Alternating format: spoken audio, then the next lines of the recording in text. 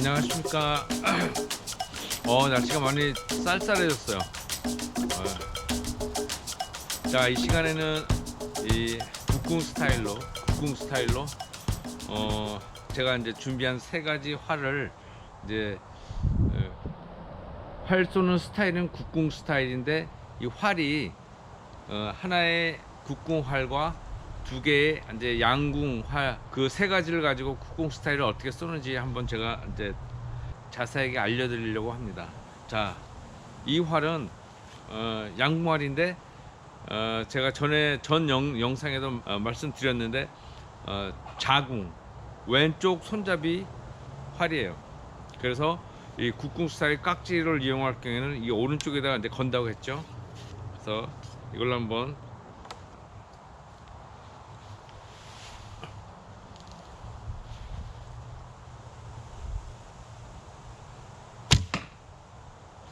자, 오른손 공사가 왼손 이제 활을 사용할 때 사용합니다. 그냥 바로 사용하면 돼요. 그냥 이쪽에다 바로 화살을 얹고 그냥 바로 사용하면 돼요. 그래서 왼손용 이 활은 그냥 사용하면 되기 때문에 편해요. 그러나 우리가 구입을 해야 된다는 거.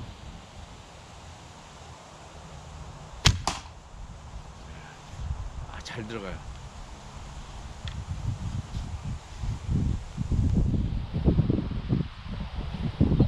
참고로 이 활은 실제는 이제 30파운드지만 이제 깍지로 당겼을 때는 한 40파운드 이상이 될 거예요.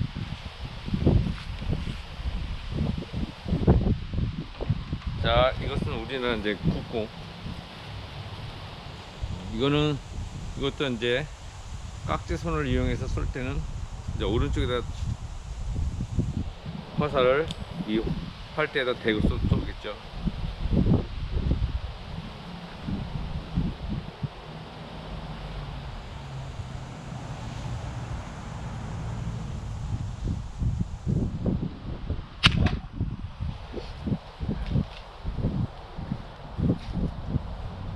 이 국궁 이 활은 굉장히 가벼워요. 지금까지 있는 활들 중에 가장 가까울 거예요. 가벼울 거야 아마. 그래서 이 가볍기 때문에 이 줌손 잡은 이 왼손이 생각보다 이 활을 꽉 잡아줘야 돼요. 자, 이 거궁 살짝 이제 이 상태에서 살짝 밀어주고 쏘는 거예요.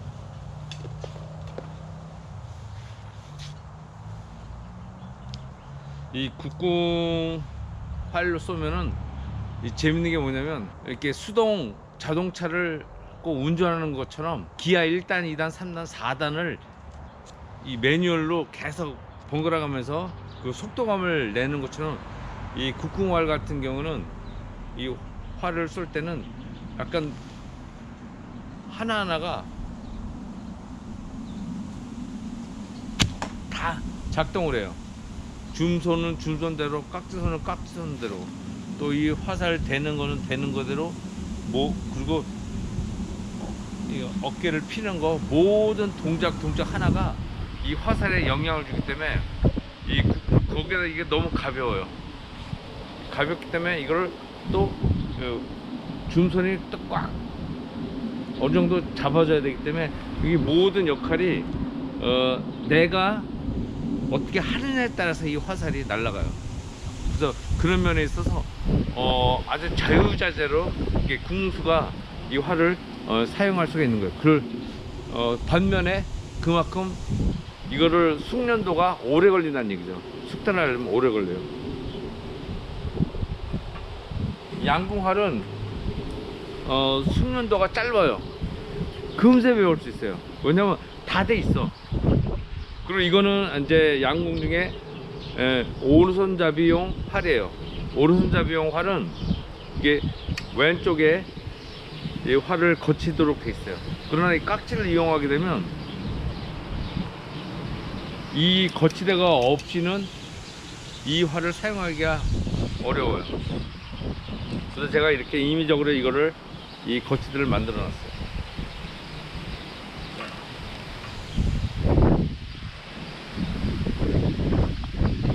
자, 국궁 스타일로.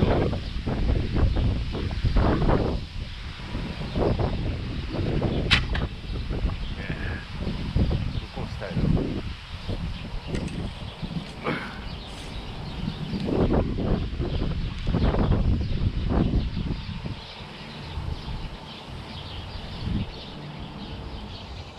자, 화살을 턱에다 대고, 이거는 이 활은 무거워요. 서양 활은 무게가 있어요. 왜냐면 가운데 이거 홈을 파야 되기 때문에 이게 특수하게 제작을 해야 되고, 이거는 알루미늄 메탈로 했기 때문에 상당히 무게가 있어요. 이것도 가운데 이렇게 홈을 파줘야 되기 때문에 이 통으로 이 나무가 무게가 있어요. 무거워요. 이 가운데 그것이 단점이에요. 국궁 같은 경우는 홈을 안 파주기 때문에 그냥 최소한도의 나무만을 사용해서 만들었기 때문에 굉장히 가벼워요. 아주 가벼워요. 이렇게 홈이 이제 파져 있는 거는 무겁다는 거. 그래서 이 세 가지가 기본적으로 이 국궁활은 그냥 사용하면 되고, 이 양궁활이 왼손 오른손에 따라서 이 화살 거치대가 방향이 틀려지기 때문에 제가 오른손잡이면 왼손 활을 구입하면 되고, 왼손잡이 궁수는 오른손잡이 활을 구입하면 돼요. 그러나 이렇게 이미 가지고 있는 이 오른손잡이 활은 이렇게 거치대를 만들어서 붙이면 이 활을 그대로 사용할 수 있어요. 그러나 표 보기가 조금 어렵다는 거. 또 이거는 왼손잡이용이기 때문에 그냥 바로 화살을 걸어서 이쪽에 이제 표를 붙인 것처럼 이 표를 보고 사용하기가 쉬워요. 잘 돼 있어요.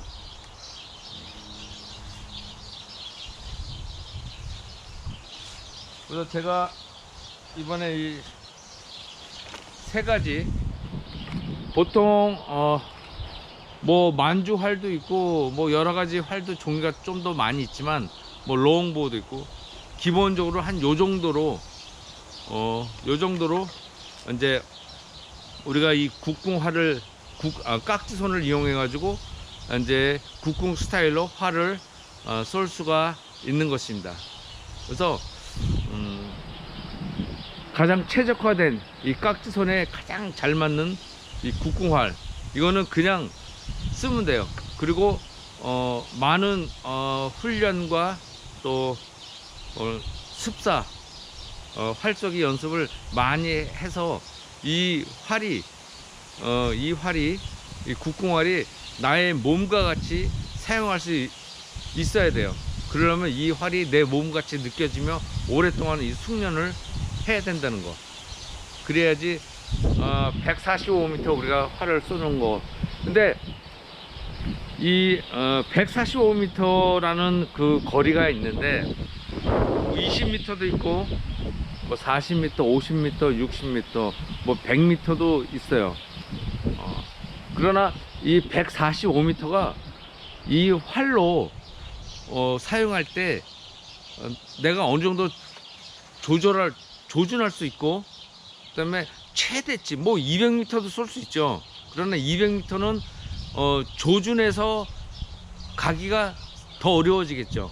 그래서 나의 역량, 나의 실력과 연습량, 얼마만큼 내가 활을 많이 쏘냐, 그 훈련의 그 거리가 뭐 100m도 있고 90m도 있지만 145m도 참 재미있는 거리라고 생각 들어요.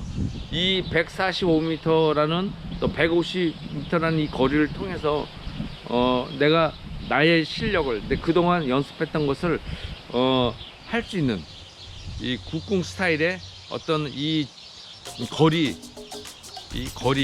상당히 매력점이 있어요. 거기에 따라서 이 양궁활도 활도 그 145m라는 거리를 통해서 나의 어떤 실력과 나의 연습량과 그런 거를 좀 집중할 수 있는 그런 아주 최소한의 거리 또 최대한의 거리가 145m가 아닌가라는 생각이 들어요. 200m도 할 수 있지만 200m 그 조준하기가 쉽지가 않을 거예요. 그리고 관역의 크기가 생각보다 커요.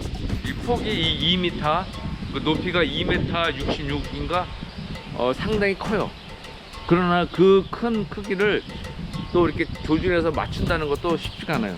특히 이 국궁활로 맞추는 거는 상당히 또 오래된 숙달과 숙련이 또 필요하지 않나 생각이 들어요. 오늘 또 이렇게 간단하게 한 3가지 종류의 어떤 활을 통해서 이 국궁 스타일로 접근할 수 있는 그런 것을 한번 약간의 설명을 합니다. 이 활을 쏜다는 거는 참 즐거운 그런 행위인 것 같아요. 재밌어요. 이 어떤 활의 에너지를 화살을 통해서 날아가서 목표물을 맞춘다는 것은 상당히 이 매력 포인트가 분명히 있습니다. 그래서 이러한 재미있는 아주 즐거운 또 우리 삶 속의 한 일부가 되어서 또 하루하루 또 즐거운 또 삶을 또 시작하시기 바랍니다. 오늘 하루도 복된 하루 되시기 바랍니다. 추운 겨울 감기 조심하시고 따뜻하게 지내시기 바랍니다. 감사합니다. 굿샷.